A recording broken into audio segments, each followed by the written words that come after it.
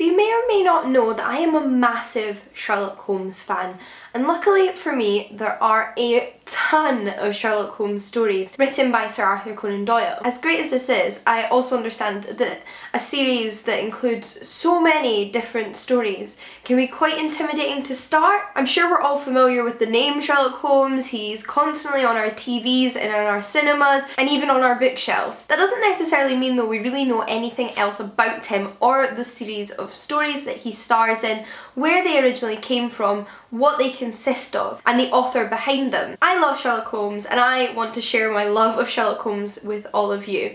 So this video is going to be a beginner's guide to Sherlock Holmes, and I'm going to talk about the origin of Sherlock Holmes, various different collections of short stories and novels that Sir Arthur Conan Doyle wrote, what you can expect from them, and give you a better idea of where they begin and how they grew over time. If you like this video, then I'd also really like to in the future do both a video on Sherlock Holmes film, TV and stage adaptations, as well as a video on modern adaptations and additional stories added to the Sherlock Holmes canon from the modern day by new authors in novel format, short story format and even graphic novel format, as well as stories that have been written about the various other characters from the Sherlock Holmes world. So 2 more videos for you if you're already a Sherlock Holmes fan or find yourself to be one after this video. But without further ado, let's waste no more time and get into the main crux of the video. Firstly, let's talk a little bit about the origins of Sherlock Holmes. The Sherlock Holmes stories were first written at the end of the 1800s, and Sir Arthur Conan Doyle continued to write them into the early 1900s. They're set in Sir Arthur Conan Doyle's contemporary London and follow the amateur detective Sherlock Holmes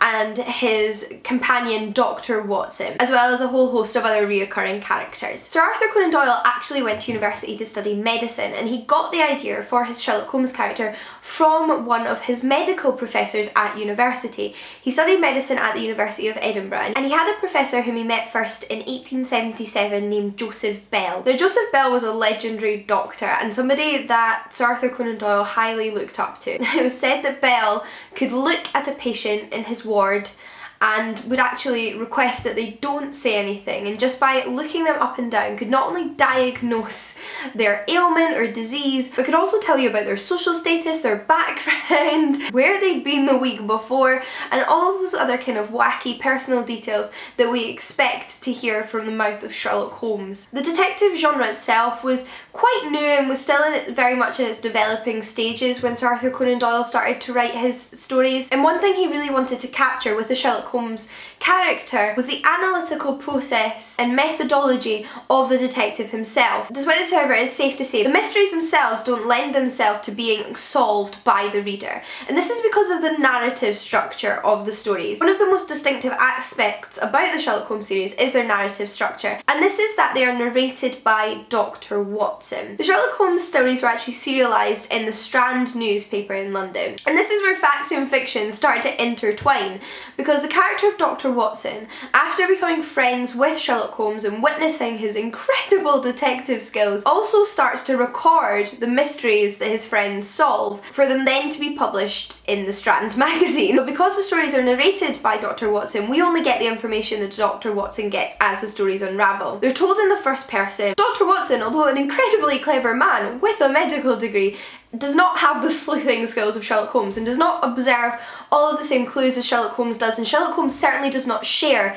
what he observes with Dr. Watson as he observes it all. So at the end of each story we have this unveiling of this incredibly complex mystery and how the crime took place and how Sherlock Holmes solved it all, to our complete surprise, and that's an aspect that I really enjoy about the books, which are full of surprises. The effect of also using Dr. Watson as narrator is quite an effective one, because Sherlock Holmes is a bit of a misanthrope, he's quite distant, he's quite strange and different from most people, and is a mystery in himself. He's quite hard to identify with, but Dr. Watson provides that identifiable narrator and character for the author to put themselves in the shoes of and walk alongside Sherlock Holmes. It also helps maintain the mystery of Sherlock Holmes' mind itself. We stand alongside Dr. Watson in admiration of Holmes, and it's a really fascinating journey. Sir Arthur Conan Doyle was actually inspired to adopt this narrative style by an earlier detective series by the author Edgar Allan Poe, and that's his Dupin stories. Edgar Allan Poe wrote a few mysteries starring the detective Dupin, who is a French detective much like like Sherlock Holmes in a way. He's quite distant and apart from the audience, and is accompanied on all of his crime-solving journeys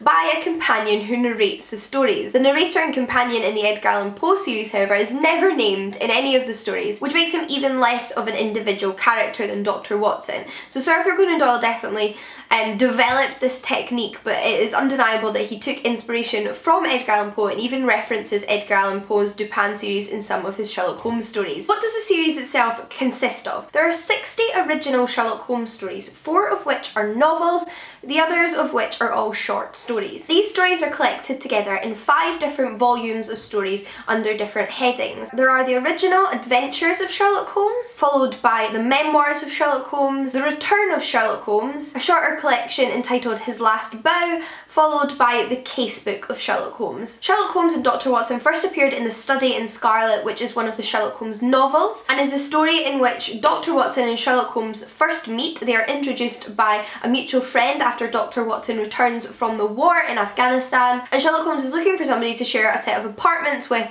that are a little bit beyond his means alone. So they end up living together and thus solving crimes together. The Study in Scarlet is followed by the second novel, A Sign of Four, which is my personal favourite of the 4 novels, and then we get into the first collection of short stories, which are the Adventures of Sherlock Holmes. The 2 further novels are The Hound of the Baskervilles, which is possibly the most famous Sherlock Holmes stories, and The Valley of Fear, which is my personal least favourite of the novels. The collections of stories in themselves are quite interesting because Sir Arthur Conan Doyle, after writing the first set of Sherlock Holmes stories, was pretty sick of the character, to be honest. He wanted to do other things and he didn't want to spend the rest of his life writing about this detective who had become incredibly popular with the public at the time. It's certainly not a piece of literature that only became famous after the author's death, but that didn't matter to Sir Arthur Conan Doyle. He'd already written 2 novels and quite a large selection of short stories about Sherlock Holmes, and he was ready to do something else. The Sherlock Holmes stories are certainly not the only thing Sir Arthur Conan Doyle published. So, and this is a small spoiler, although I think most people know this, and it doesn't really affect